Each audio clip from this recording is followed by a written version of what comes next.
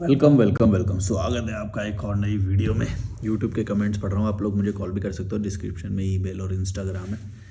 Comments पढ़ना शुरू कर रहा हूँ। सुरेंद्र सिंह बोल रहे हैं, एक बात का जवाब दो। तुम्हारे माँ बाप ने शादी नहीं की होती और तुम्हारी जिम्मेदारी नहीं निभाई होती तो तुम दुनिया में कैसे आते? नहीं आता, नहीं आता और नहीं आना चाहिए। लोगों को ज़रूरत कोई नहीं है। तुम्हारे माँ बाप ने बहुत मेहनत से तुम्हें पाला पोसा।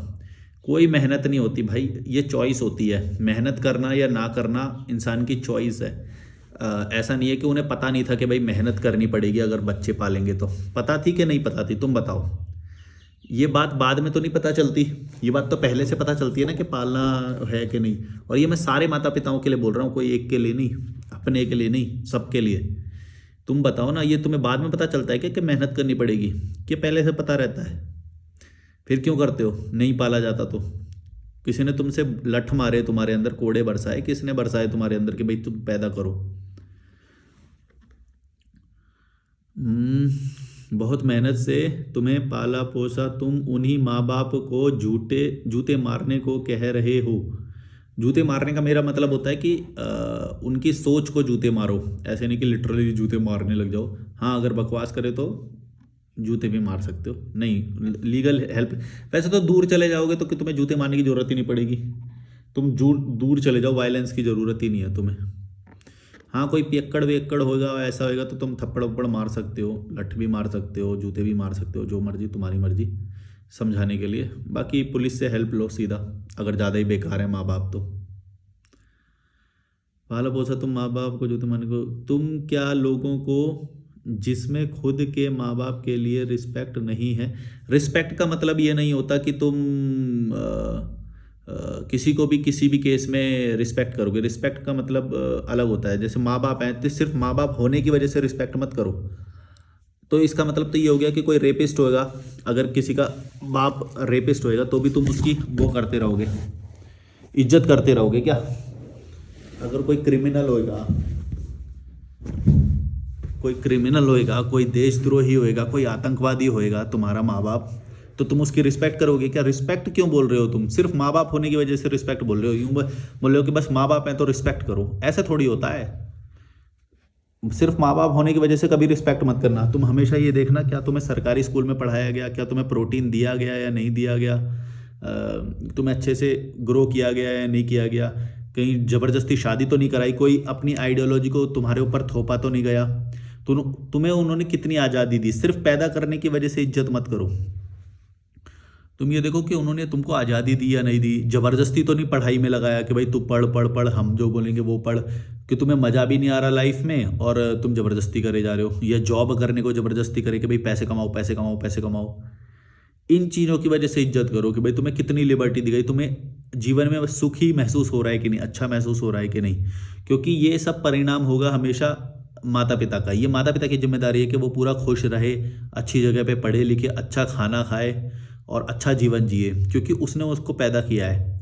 ऐसे नहीं कि सिर्फ माँ बाप है तो इज्जत करो। ऐसे तो इज्जत तुम उनको भी बोलोगे जो सड़क फ्लाईओवर के नीचे 6-6 बच्चे पैदा कर देती है, भीख मंगवाती है, उनको भी उनकी इज्जत करनी चाहिए।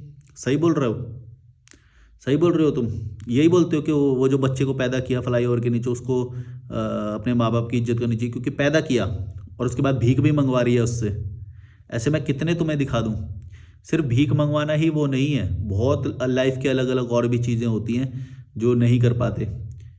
और कई बार देखो तुम ये ना वापस आपस में शादियाँ करते हैं, बहुत क्लोज रिलेशन में शादियाँ करते हैं, फिर बच्चे अपंग पैदा होते हैं। अब अपंग बच्चा पैदा हुआ, ये किसकी जिम्मेदारी है? माँ बाप को ही ब्लेम लेना चाहिए इसका कि भाई तुमने हमें अपंग क्यों पैदा किया। ये कुदरत ने नहीं करा, ये बहुत सारी चीज़ें हम यहाँ पे खुद कर रहे हैं। तुम बात मानो, ये तो कहने की बातें हैं, ये माँ बाप भगवान हो गए, ये हो गए, फिर ये कह के ना ये ताकि पल्ला झाड़ लें अपना, लेकिन ये खुद करते हैं। तुम देखो कि कितने क्लोज रिलेशन में शादी करते हैं, बोलते हैं कि हम तो सेम कास्ट में शादी करेंगे, सेम क्लोज रिलेशन में शादी करेंगे। इवन बहुत क्लोज रिलेशन में भी शादियां कर लेते हैं मोमडन्स में तो। और सिर्फ मोमडन की नहीं बता रहा मैं, हर जगह पे बता रहा हूँ। ये बोलते हैं सेम कास्ट में मैरिज करो। सेम कास्ट में तो जो जीन्स हैं वो सेम होने के ज़्यादा चांसेस हो जाएंगे, तो बल्कि इंटर कास्ट और इंटर रिलीजन शादी करनी चाहिए हमेशा। तुम समझ रहे हो, ताकि दूर की शादी होए, दूर की शादी होएगी तो हेल्दी जीन्स होंगे जो वो करेंगे, वरना क्लोज रिलेशन के जीन्स होंगे तो वो तो अपंग बच्चा पैदा होएगा। तुम देख लो कितने सारे अपंग बच्चा पैदा कर देते हैं, ये जानबूझ के करते हैं। तुम ये नहीं कह सकते कि ये जानबूझ के नहीं हुआ। अगर क्लोज रिलेशन में शादियां कर रहे हैं, सेम सरनेम वाली शादियां कर रहे हैं, सेम कास्ट में शादी कर रहे हैं, तो इसका मतलब अपंगी तो बच्चा पैदा होएगा। साइंस है, ये तो बेसिक साइंस है। अगर जीन्स जितने क्लोज रिलेशन के होंगे तो ज़्यादा अपंग बच्चे पैदा होंगे। ये जानबूझ के अपंग बच्चे पैदा करते हैं, इसमें कोई बड़ी बात है? ये बात मेरे को 18 साल से लगभग पता है मेरे को, ये बात बताओ, ये बेसिक, इतनी बेसिक साइंस है। अब तुम इसमें बार बार ऐसे कह कह के पल्ला झाड़ लो कि भाई ये तो अवेयरनेस नहीं थी ना, उस टाइम पे अवेयरनेस नहीं थी, ये तो पता ही नहीं था। तो पता ही नहीं था तो फिर शादी कैसे कर ली तुमने? पता ही नहीं था तो बच्चे कैसे कर लिए तुमने? देखो, एक ना रूल होते हैं किसी भी एनवायरनमेंट में। जब तुम जाते हो ना, किसी भी रिलेशन में जाते हो, किसी भी जगह पे जाते हो, किसी भी एनवायरनमेंट में जाते हो, तो वहाँ के रूल तुमको जानने चाहिए। ये तुम्हारा कर्तव्य बनता है। तुम समझ रहे हो? तुम बाद में ये नहीं कह सकते भाई हमें तो पता ही नहीं था, हमें तो पता ही नहीं था। देखो, जैसे एयरपोर्ट में तुम जाओगे ना, तो वहाँ पे बॉम्ब शब्द को तुम बोल नहीं सकते। बॉम्ब होता है ना जो फटता है, बॉम्ब, तुम बॉम्ब शब्द नहीं बोल सकते। लेकिन वहाँ पे तुमने गलती से बोल दिया और तुम्हारे ऊपर इंक्वायरी चालू हो गई, तुम्हें बिठा लिया, फिर पूरा सब कुछ हुआ, तो तुम ये नहीं कह सकते कि भाई हमें तो पता ही नहीं था, हमें तो पता ही नहीं था, हम तो अनजाने में बोल दिया। ऐसा नहीं, वो सुनेंगे ही नहीं, वो मानेंगे ही नहीं। मजाक मजाक में भी तुमने बोल दिया ना कि भाई इस फ्लाइट में बॉम्ब है, ऐसा करके, भाई साहब तुम्हारी ज़िंदगी भर के रेल लग जाएगी। हो सकता है जेल में भी सड़ना पड़े तुम्हें। तुम ये नहीं कह सकते कि भाई हमको नहीं पता था। तुम समझो, इस धरती पे आए हो तो तुमको वो रूल समझने पड़ेंगे जिस भी एनवायरनमेंट में तुम जाओगे। तुम दूसरे देश में जाके बोल दो, कोई रूल तोड़ दो, बोल दो कि हमें तो ये पता ही नहीं था, नहीं, कोई नहीं सुनेगा। ये पता होता नहीं है, ये तो बच्चों के लिए होता है भाई। ये छोटे बच्चे जो होते हैं 10 साल के, 12 साल के, बस उनके लिए चल जाएगा, ये हमें पता नहीं था। तुम शादी जैसी बड़ी रिस्पॉन्सिबिलिटी ले रहे हो, तुम बोल रहे हो कि शादी के रूल्स हमें पता ही नहीं है। यहाँ पे देखो, रूल्स भी नहीं पढ़ाए जाते। शादी एक इतना बड़ा वो है कि अगर शादी से रिलेटेड लड़के ने या लड़की ने अपने रूल्स नहीं पढ़े तो बताओ कितना गंदा काम कर रहे हैं वो। उन्हें अवेयरनेस ही नहीं है किस रिलेशन में जा रहे हैं वो। शादी के रूल्स पढ़ो सारे। अगर तुम दहेज में इन्वॉल्व हो रहे हो या किसी में भी हो रहे हो, तुम सोचो कि तुम्हारे ऊपर क्या क्या चार्जेस लगाए जा सकते हैं। कोई भी अगर धोखा करे तो तुम्हें अपनी प्रिवेंशन के लिए, अपने बचाव के लिए वो सारे रूल पढ़ने चाहिए जिस भी रिलेशन में तुम जा रहे हो। अगर तुम पार्टनरशिप में जा रहे हो, बिजनेस पार्टनरशिप करते हैं जो, तो तुम्हें समझना चाहिए बिजनेस पार्टनरशिप के क्या रूल्स होते हैं, हमें कौन से डॉक्यूमेंट पक्के से बनवाने चाहिए, किस पे मुझे साइन ले लेने चाहिए और वो मेरे पास डॉक्यूमेंट होने चाहिए अगर तुम पार्टनरशिप में जा रहे हो। इसी तरह से अगर तुम शादी कर रहे हो, बच्चे कर रहे हो, कोई बिजनेस चला रहे हो, उससे रिलेटेड सारे रूल्स तुमको पता होने चाहिए। यही तो वो होता है। वरना तो धक्के में गाड़ी चल रही है, जिस दिन धक्का लग गया तो तुम्हारे धक्के लग जाएंगे। समझ रहे हो क्या बोल रहा हूँ मैं?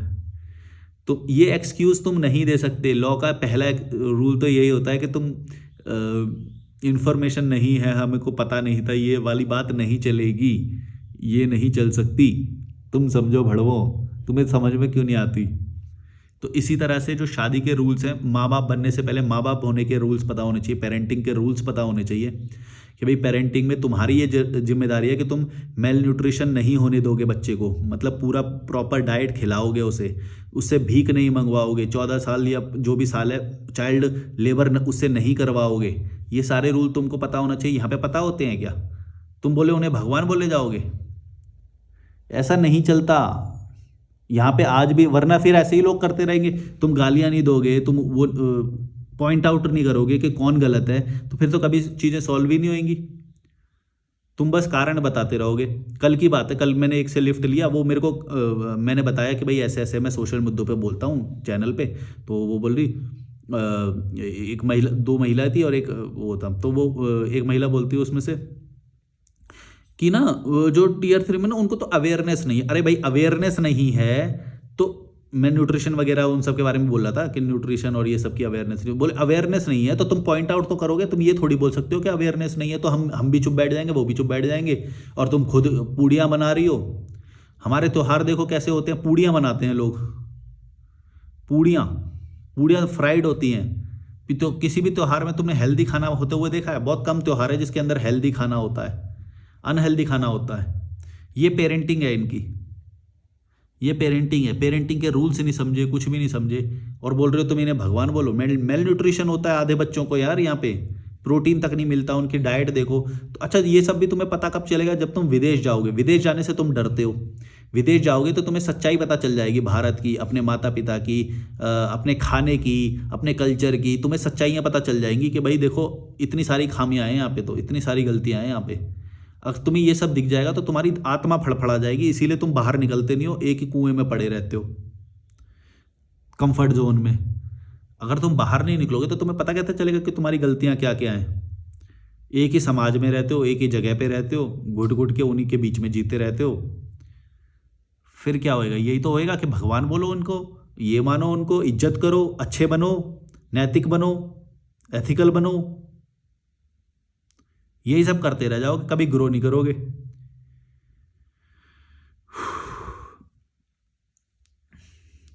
अभी एक मैंने शॉर्ट भी और रील भी डाला, उसके अंदर मैंने चिकन दिखाया कि मैंने चिकन खाता हूँ। ये मेरी प्रेफरेंस है कि मैं क्या खाता हूँ, नहीं होगी तो नहीं भी खाऊंगा कल को, वो मेरी मर्जी ना। तो उस पर मेरे को रेड मार दिया उन्होंने रील पे। इतने इतने रैशनैलिटी नहीं है। कोई बोल रहा है कि तो हम तो समझते थे तू तो ओशो को सुनता है, लेकिन तू तो ओशो को अभी ढंग से नहीं सुना है तूने ओशो को, अभी तू तो बहुत पीछे है इसमें उसमें, ऐसे ऐसे बोलते। मैं बोले मैंने तो कभी नहीं बोला कि मैं ओशो को सुनता हूँ, तू खुद मान रहा है कि मैं ओशो को सुनता हूँ। मैंने ओशो का ऑडियो लगाया, मैं इंस्टाग्राम पे कभी कभी ऑडियो लगाता हूँ, कोई ना ओशो के लगा दिया या कोई, वो बात अच्छी है, वो बात के लिए मैंने वो ऑडियो लगाया, है ना। वो सोच रहा है कि मैं ओशो का गुलाम बन गया, कि ओशो जो जो बोलेगा मैं वो करूँगा। मैं क्यों करूँगा? तुम बनो ना भक्त, मैं क्यों बनूँ? तू मान रहा है कि भाई मैं तो उसको समझ के तूने मेरे को फॉलो कर लिया। मैंने तो कभी नहीं बोला कि मैं ओशो का भक्त हूँ या वो, या मैं ओशो की सारी बात मानूंगा। मैं अपनी बात मानूंगा, मेरे को जो सही लगेगा मैं वो करूंगा। कोई बोला कि जीव हत्या करके तुम अपना पेट भर रहे हो, भाई ये प्रकृति ने बनाया है, ये प्रकृति ने बनाया कि एक जीव दूसरे जीव को खाता है। मैं ये नहीं बोल रहा कि तुम भी खाओ, लेकिन मैं खा रहा हूं तो तुम मेरे को क्यों बता रहे हो कि मेरे को क्या करना है क्या नहीं करना है?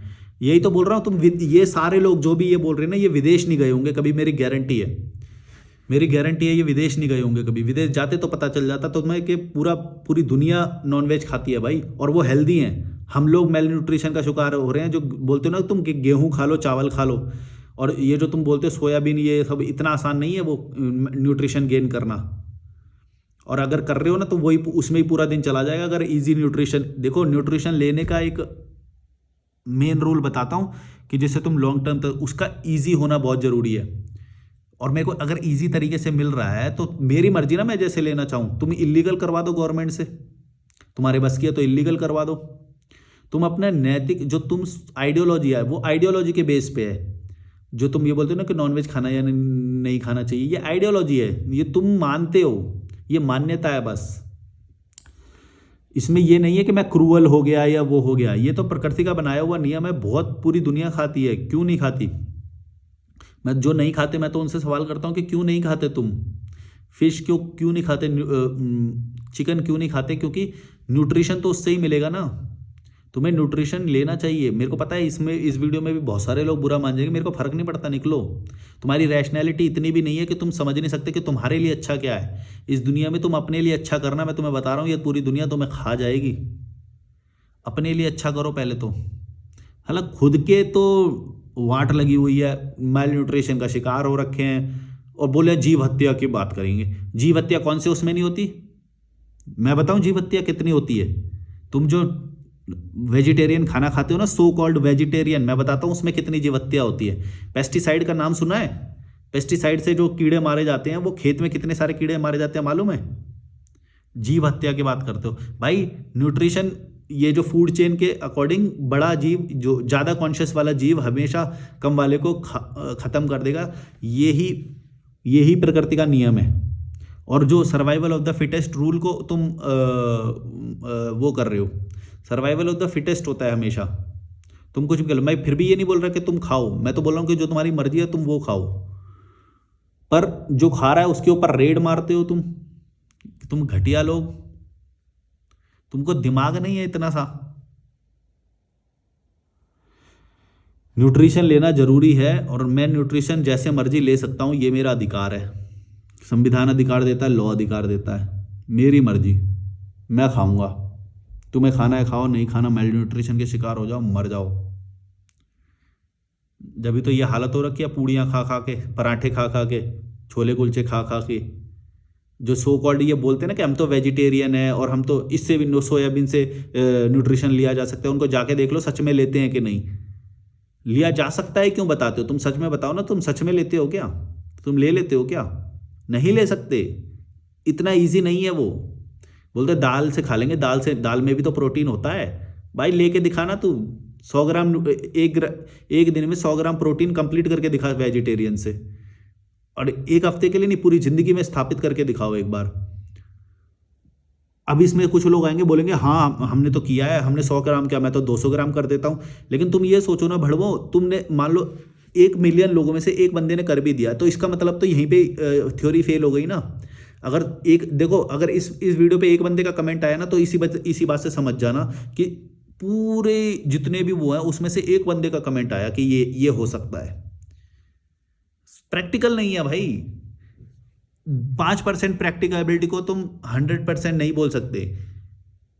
जो 5% लोग इंप्लीमेंट कर सकते हैं वो प्रैक्टिकल नहीं है चीज। वो सिर्फ वो 5 लोग कर सकते हैं जो ज्यादा ही जीव हत्या या करुणा और ये इन सब में ज्यादा मानते हैं, वो लोग करेंगे बस। क्या तुमको करना चाहिए? नहीं, क्योंकि तुमको लाइफ में और भी चीजें करनी है। वो भड़वे लोग इसी में रह जाएंगे, जीव हत्या, करुणा, हम ये करेंगे, एनिमल सेविंग। मेरे को बहुत सारे मैसेज भी आए उससे रिलेटेड, बोले अपने दिमाग का इलाज करा, ये है, ये सही है, ये गलत है। कैसे लोग हैं यार, बिल्कुल रैशनैलिटी नहीं। अगर तुम विदेश में चले गए ना, तुम्हारे को 2 थप्पड़ और मारेंगे पहले। वो अंदर घुसना तो दूर की बात है, पहले 2 थप्पड़ और मारेंगे, ऐसी बातें कर दी तो तुमने। वो पूरे विश्व में बिक रहा है भाई, पूरा विश्व खाता है। सारे जो डॉक्टर होते हैं वो सजेस्ट करते हैं ये चीजें। तुम्हारी बुद्धि घास सरने गई है क्या?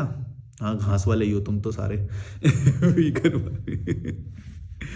तुम्हारी बुद्धि घास सरने गई है क्या? टॉपिक ही बदल गया, मैं तो कहाँ से कहाँ निकला था, पेरेंटिंग पे था, ये बोल रहा था। चलो वो वाला फिर पकड़ेंगे कभी। इस टॉपिक से वैसे भी ज़्यादा लोगों की जल जाती है। जैसे वो आस्तिक नास्तिक वाला होता है ना, कि जैसे धार्मिक वाले डर जाते हैं। तो मैं नहीं डरता कि जब भी तुम कुछ भी खाते हो, तुम घास खाते हो तो मेरे को डर नहीं लगता। लेकिन जब मैं अपना खाना दिखा देता हूं तो तुम लोगों को डर लग जाता है। ये वही आस्तिक नास्तिक वाला ही कॉन्सेप्ट है। तुम अपनी मान्यता को मान के बैठे हो क्योंकि तुम्हें पता है वो सच नहीं है। मैं निडर हूं, मेरे को डर नहीं लगता क्योंकि मेरे को पता है मेरा सच क्या है। और मेरे को इससे भी फर्क नहीं पड़ता कि तुम क्या सोचते हो, और तुमको इस बात से भी फर्क पड़ रहा है कि मैं क्या खा रहा हूं या मैं क्या सोच रहा हूं। सोच लो, तुम समझ लो कि यहीं पे ही वो वाला कॉन्सेप्ट है आस्तिक नास्तिक वाला। लेकिन ये थोड़ा गहरा है, इसीलिए लोग समझ नहीं पाते। कोई भी मान्यता या कोई भी कर्म इस धरती पे हो रहा है और तुम सोच रहे हो कि नहीं मैं तो सेव करूंगा, मैं तो बचाऊंगा इस दुनिया को, मैं तो लाभ करूंगा, किसी का फायदा करूंगा, वहीं पे तुम गलत हो। इस धरती पे तुम किसी का फायदा नहीं करने आए हो, इस धरती पे तुम किसी का लाभ करने नहीं आए हो, कोई करुणा दिखाने नहीं आए हो। मैं ये बता दूं, ये करुणा, ये जो दूसरों के बारे में सोचो, दूसरों का भला करो, हेल्प करो, ये तुम्हारे अंदर डाला गया है। ये अमीर लोग बिल्कुल भी नहीं करते हैं। एक बात याद रखना, 1 रुपए की भी हेल्प नहीं करेंगे वो अपने। हाँ मर्जी होगी तो दैट इज डिफरेंट, लेकिन उसके लिए वो भागते नहीं है कि हम किसी की हेल्प करेंगे। ये सिर्फ गरीब लोगों के लिए, गरीब लोगों को गरीब बनाए रखने के लिए, ताकि उनके अच्छाई का एक चोला उनके दिमाग में पड़ा रहे और वो कभी भी विद्रोह ना करें। वह अमीर लोग अमीर क्यों है? क्योंकि गरीब लोग विद्रोह नहीं कर रहे। जिस दिन विद्रोह कर दिया ना, तो और विद्रोह कभी भी करेंगे नहीं वो, क्यों? क्योंकि उनके ऊपर धर्म का चोला, अच्छाई का चोला, नैतिक का चोला पढ़ा दिया गया उनको कि भाई नहीं कभी गलत नहीं करना चाहिए। कभी भाई 2 रुपए के भी वो कर लेना, वो गरीब, उसको गिल्ट आ जाता है। 2 रुपए का भी घपला कर दे तो, और बड़े बड़े लोग बड़े बड़ा घपला करके बैठे हुए हैं। और गरीब को इतना वो पढ़ा दिया गया है कि भाई अगर तुम ये करोगे तो ये होगा वो होगा। वो बेचारा गरीब का गरीब पूरा जिंदगी गरीबी में निकाल देता है। 2 ब्रेड अगर उसको एक्स्ट्रा मिल जाए तो खुश हो जाता है वो, बताओ इतना लल्लू है। इनको समझ में नहीं आता कि तुमको गरीब बनाए रखा जा रहा है भाई, ये नैतिक बना के, एथिकल बना के, ये सब वो सब, ये मत करो वो मत करो। तुमको नहीं पता कि ऊपर क्या क्या कर रहे हैं लोग। ये अच्छाई का चोला, ये सब काल्पनिक है, ये सब इंसानों का बनाया हुआ है। ये कोई एग्जिस्ट नहीं करता, ऊपर कोई भी नहीं बैठा है भाई, ऊपर कोई नहीं बैठा है। इस धरती पे तुम हो सिर्फ। तुम आपस में जो ज्यादा पावर गेन करेगा, जो ज्यादा दिमाग लगा लेगा, जो ज्यादा रिसोर्सेज कलेक्ट कर लेगा, वो अच्छी लाइफ जी के निकल जाएगा। ज्यादा का मतलब मैं ऐसे नहीं बोला कि टेंशन लेके तुम्हें बहुत ज्यादा कमाना है। मैं तो बोलता हूँ कि हमेशा मिनिमलिस्ट रहना है तुम्हें, लेकिन वो अच्छाई का चोला कभी भी मत पहनना। तुम्हारे लिए जो अच्छा है ना वो जरूर करना तुम। जैसे मेरी हेल्थ के लिए जो अच्छा है मैं वो करूँगा, चाहे एट एनी कॉस्ट। वो मेरे को, मेरे शरीर को अच्छा बना रहा है, मेरी बुद्धि को ठीक रख रहा है, मेरे को मज़ा आ रहा है। समझो इस बात को। ये बहुत ज़रूरी है, तुम्हारे को स्वस्थ रहना, तुम्हारे को प्रोटीन लेना बहुत ज़रूरी है। ये जीव हत्या और ये सब में जा रहे हो ना, मैं तुम्हें बता देता हूँ, कोई भी इंसान बिना जीव हत्या के जी ही नहीं सकता है। तुम कुछ भी कंज्यूम कर रहे हो उसकी, उसमें जीव मारा गया है। तुम्हें जीव, फिर तो बिल्कुल भी फोन नहीं चलाना चाहिए, यूट्यूब नहीं चलाना चाहिए। इससे भी बर्ड्स मारे जाते हैं। तुम क्यों चलाते हो फोन? बताओ, तुम फोन में देख रहे हो ना, ये जो सो कॉल्ड बोलते हैं जीव हत्या, भाई तुम्हारा फोन फोन चलाना ही जीव हत्या है। बल्कि वो तो बहुत बड़े स्केल पे है। मैं जो चिकन खा लूंगा एक साल में कितना खा लूंगा हैं? और जो तुम एक जो फोन चलाते हो उससे कितने सारे, पूरे शहर में देखो, कभी पक्षी दिखाई देते हैं तुम्हें? कभी पक्षी दिखाई देते हैं? ये क्या है, तुम फोन चला रहे हो, इससे भी वो मारा गया है। इस फोन को पैदा करने के लिए कोई फैक्ट्री लगी होगी, कुछ लगी होगी, जहाँ पे भी वो फैक्ट्री या गोडाउन या वेयर हाउस होगा या कुछ भी होगा कलेक्ट, वहाँ पे भी वो खेत काटे गए होंगे या फिर कुछ ना कुछ तो कटाई होगा ना, पेड़ वेड़। ऐसा हो ही नहीं सकता कि तुम इस दुनिया में कुछ भी कंज्यूम करो, तुमने जीव हत्या करी है। तुमको ऐसा बस दिखाई नहीं दे रहा है क्योंकि तुमने आंखों से नहीं देखा वो चीज़। थोड़ा सा भी बुद्धि लगाओगे, थोड़ा सा भी वो करोगे तुम, अगर तुम चाहे शहर में जाके घर खरीद लो, फिर भी तुमने जीव हत्या करी है। अब तुमको ये बात समझ में नहीं आएगी कि मैं, इसका लॉजिक कैसे है कि भाई घर अगर तुमने खरीदा शहर में तो उससे जीव हत्या कैसे हुई? क्योंकि तुम पॉपुलेशन हो, तुमने बच्चा पैदा किया तो भी जीव हत्या करी है तुमने। बताया कैसे? तुम तुम पॉपुलेशन हो, पॉपुलेशन के लिए कहीं तो जंगल काटा जा रहा होगा ना। अब वो जंगल नहीं काटा जाता अगर तुम बच्चे पैदा नहीं करते या फिर तुम एक और घर नहीं खरीदते। तो लोगों ने चार चार घर खरीद रखे हैं, 10 10 घर खरीद रखे हैं, बोलो। और वो खाली पड़े रहते हैं, बस वो एक आध बार जाते हैं, वो खाली पड़े रहते हैं। सबसे ज़्यादा जीव हत्या तो वो कर रहे हैं जो इतने सारे लोग बाहर जो और ज़्यादा खरीद रहे हैं, और ज़्यादा जंगल उसके लिए काटे जा रहे हैं। वो लोगों को रहने के लिए दे दो उसमें। तुम क्यों इतने सारे कलेक्ट करके बैठे हो? उनको तो तुम कभी नहीं बोलोगे क्योंकि तुम्हारी बुद्धि उतनी जाती ही नहीं है। अगर थोड़ी भी बुद्धि होगी तो तुम्हें समझ में आ जाएगा, हर एक प्रोडक्ट, हर एक चीज़ जब पैदा होती है, चाहे ये फ़ोन हो, चश्मा हो, ईयरबड हो, पेन हो, इंटरनेट हो, कुछ भी हो, उसके लिए पक्का पेड़ काटा गया है। ये और दोबारा काटा जा रहा है। ये मत सोचो कि अभी तक जितना कट गया बस उतना ही रहेगा ना, और काटा जा रहा है क्योंकि तुम और कंज्यूम कर रहे हो। 4G के बाद तुम 5G पे आ गए, उसके लिए अलग से काटा जाएगा। ये मत सोचो तुम नहीं कर रहे हो, तुम भी हत्या रहे हो। बस तुम डायरेक्टली नहीं कर रहे हो तो तुम्हें समझ में नहीं आती। तुम्हें लगता है बस जो खा रहा है वो, भाई खाने वाला तो सबसे प्राकृतिक है। अगर खा के मैं जीव हत्या कर रहा हूं तो वो तो सबसे प्राकृतिक है। फोन चलाना तो अप्राकृतिक है, वो अप्राकृतिक तरीके से नष्ट कर रहे हो तुम। वो ज्यादा बड़े स्केल पे होता है, ज्यादा होता है वो मात्रा में। तो मैं टॉपिक से ही भटक जाता हूँ, क्या भरा पड़ा है ना अंदर, तुम्हें निकलेगा कैसे? तुम्हें समझ में तो आएगा नहीं कभी। अच्छाई का चोला पहना देते हैं ये लोग तुम्हें, और पता नहीं है जीव हत्या वी हत्या, करुणा, क्या क्या सिखा देते हैं तुम्हें उल्टा सीधा। भाई जो प्रकृति ने बनाया वो फीलिंग जो खाने की है, जो सर्वाइवल ऑफ द फिटेस्ट की जो फीलिंग है तुम्हारे अंदर, वो ट्रू है, वो सच है। बस तुमको अपने आप को बेहतर बनाना, ये कहाँ से उल्टा हो गया? एक ही मैंने अभी थोड़े दिन पहले न्यूज़ देखी, कोई एक महिला फ्रूट डाइट पे चली गई, वीगन थी, वीगन इन्फ्लुएंसर थी वो, वीगन इन्फ्लुएंस करती थी वो फ्रूट डाइट पे चली गई, वो मेल न्यूट्रिशन से ही मर गई। उसने बाकी तत्वों को भूल ही गई। वो जो शरीर के लिए बाकी तत्व जरूरी होते हैं, वो फ्रूट, और अपनी आइडियोलॉजी में इतनी क्या बोलते हैं, इतनी कट्टरवादी हो गई वो अपनी आइडियोलॉजी में कि भाई वीगन ही सबसे बेस्ट है। क्योंकि इको चैम्बर बन गया होगा एक टाइम के बाद, जब तुम, जैसे मैं भी अभी जो इन्फ्लुएंस कर रहा हूँ, तो ये इको चैम्बर बन जाता है। इसीलिए मैं फिर ना इन लोगों को थोड़े थोड़े को निकालता रहता हूँ। अब जैसे ये वीडियो बनाया, इसके बाद थोड़े लोग निकल जाएंगे, तो क्या होता है कि इको चैम्बर बनने से तुम बच जाते हो। वरना वो अच्छी अच्छी बातें करने वाले सारे आ गए ना, तो भाई तुम खत्म हो गए, समझ लो, इको चैम्बर में फंस जाओगे। ये वीगन इन्फ्लुएंसर, इसके साथ यही हुआ, वो मर गई मेल न्यूट्रिशन से, क्योंकि उसने इको चैम्बर बना लिया होगा। दिन रात वही मैसेजेस, वही वीडियोस कंज्यूम करती थी, वही वीडियो बनाती थी। वो विदेश की थी कोई, इको चैम्बर बन गया, मर गई। आइडियोलॉजी से ही मर गई अपनी। एक आइडियोलॉजी इतनी खतरनाक होती है कि तुम उसे एक्सट्रीम पे ले जाओ तो वो तुम्हें ख़त्म कर देगी। यही हुआ उसके साथ।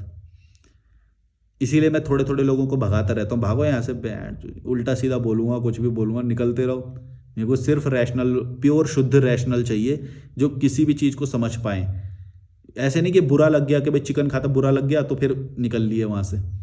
तुम्हें बुरा नहीं लगना चाहिए, वो मैं खा रहा हूँ भाई, वो मेरे को प्रकृति ने वो दिया है, डॉक्टर ने मेरे को रेकमेंड किया है, मेरे को साइंस बोलता है, मेरे को लीगल सिस्टम बोलता है कि मैं खा सकता हूँ, तब मैं खा रहा हूँ। और मेरा मन बोलता है, सबसे बड़ी बात तो मेरा मन है ना ऊपर, मेरा मन बोलता है कि मैं खा सकता हूँ तो मैं खा रहा हूँ। कल को नहीं करेगा तो मैं नहीं भी करूँगा।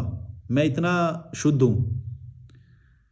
मैं ये तुम्हें बता रहा हूँ ना, ये मत सोचना कि मैं अशुद्ध या क्रूर हूँ। मैं ये तुम्हें बता रहा हूँ, यही बहुत बड़ी बात है, क्योंकि मेरे को पता है इससे लोग चले जाएंगे, अनसब्सक्राइब करेंगे। मैंने इंस्टाग्राम पे भी वो वीडियो अभी तक नहीं हटाया, मुझे पता है बहुत सारे लोग चले गए। 2000 फॉलोअर कम हुए मेरे एकदम से उस वीडियो के बाद, 2000 फॉलोअर कम हुए मेरे। और ऐसा पहली बार नहीं हुआ, पहले भी हुआ है। पिछली बार मैं डरा था, इस बार मैं डरा नहीं। पिछली बार मैंने वीडियो हटा दिया था, इस बार मैंने हटाया भी नहीं। और हो सकता है भविष्य में हटा भी दूँ, शायद मेरे को डर लग जाए, अगर बहुत ज़्यादा फॉलोअर गिने तो मैं हटा भी दूँ। लेकिन मेरे को अभी डर नहीं लग रहा है। बाहर में जाओ, इतने इरेशनल लोग मुझे नहीं चाहिए, क्योंकि आज नहीं तो कल वो किसी ना किसी मुद्दे पे अलग हो ही जाएंगे। वो ओशो के मुद्दे पे अलग हो गया, बोल रहा है तू ओशो को ठीक से नहीं सुना, ओशो ने तो ये जीव हत्या के लिए मना किया था। इतने मंदबुद्धि लोग हैं, किसी और की कई बात को मानते हैं। एक बंदे ने तो ऐसे लिखा, इस दुनिया में सारी बातें बेकार हैं, जो एक बार ओशो ने कह दिया वही अटल सत्य है, अटल सत्य, ऐसा कुछ लिखा उसने। मतलब वो कह रहा है कि जो एक बार ओशो ने बोल दिया वही वो है बस। अब वही, उसके आगे ना वो उसकी वो बुद्धि लगाएगा, ना अपनी रैशनल बुद्धि लगाएगा, ना उसके खुद के विचार होंगे, बस जो उसने कह दिया वही है। अगर मान लो, चलो इसमें ये बात हम मान भी लें कि जो ओशो ने कह दिया वो सही है, फिर भी इसमें एक कैच है, एक खतरा फिर भी है इसके अंदर।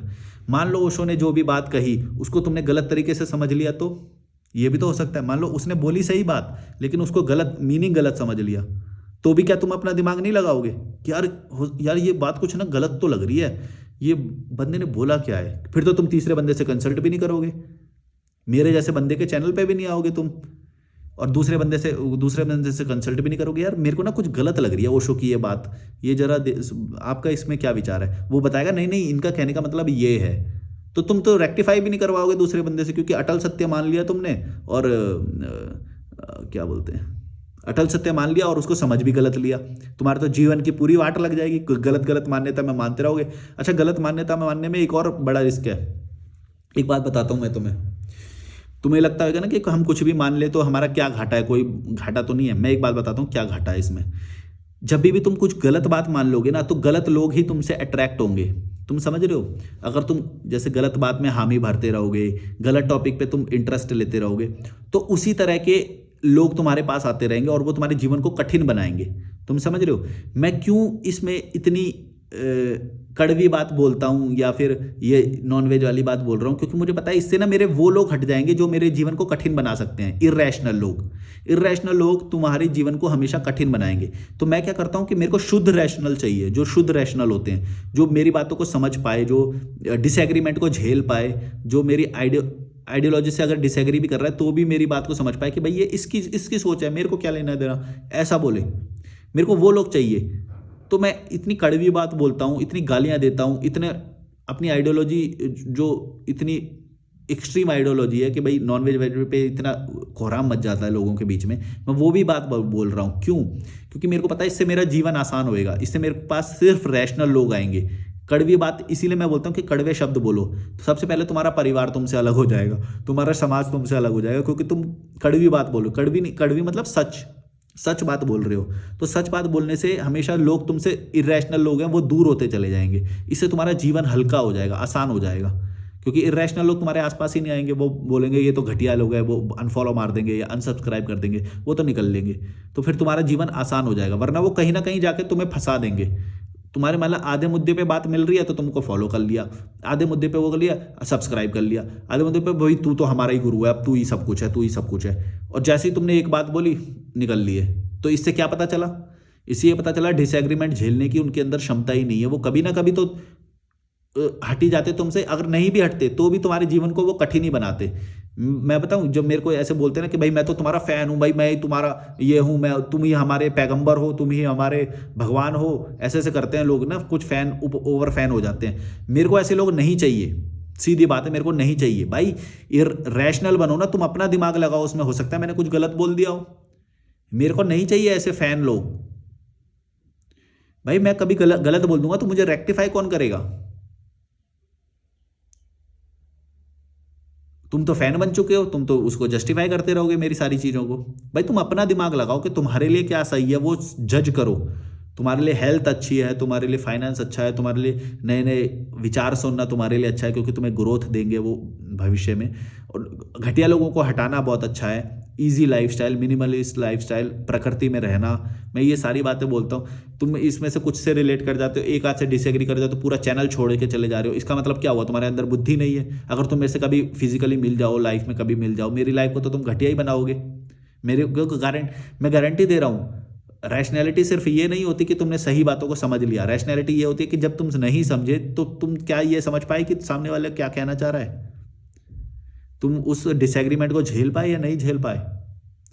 जब तुम्हारी सोच के खिलाफ कोई बात आएगी, जब तुम जो नहीं मानते वो तुम्हारे खिलाफ बात आएगी, तब तुम उसको कैसे लोगे? मैंने कैसे लिया है देखो, उस पर 200 कमेंट आए, बहुत गंदे गंदे कमेंट आए, बहुत गालियां आती हैं मुझे, कई चीज़ों पे गालियां आती हैं। मैं तो धर्म के खिलाफ, रील पे जाना कभी, इंस्टाग्राम पे देखना, आप लोग मेरे को कॉल भी कर सकते हो, डिस्क्रिप्शन में ईमेल और इंस्टाग्राम है। कभी मेरे जाके कमेंट देखना, इतनी गंदी गंदी गालियां मेरे परिवार को, मेरे माँ बहन को, सबको गालियां दी जाती हैं इतनी गंदी गंदी। मैं सब झेल लेता हूँ, मेरे को कोई लेना देना नहीं इनसे। मेरे को पता है इनकी औकात कुछ नहीं है। और फिर मैं इस घटिया भाषा यूज भी करता हूं तो निकल भी जाते हैं। मेरे को पता है ये टिकने हैं नहीं, इतनी रैशनल बात को झेल ही नहीं पाएंगे ये।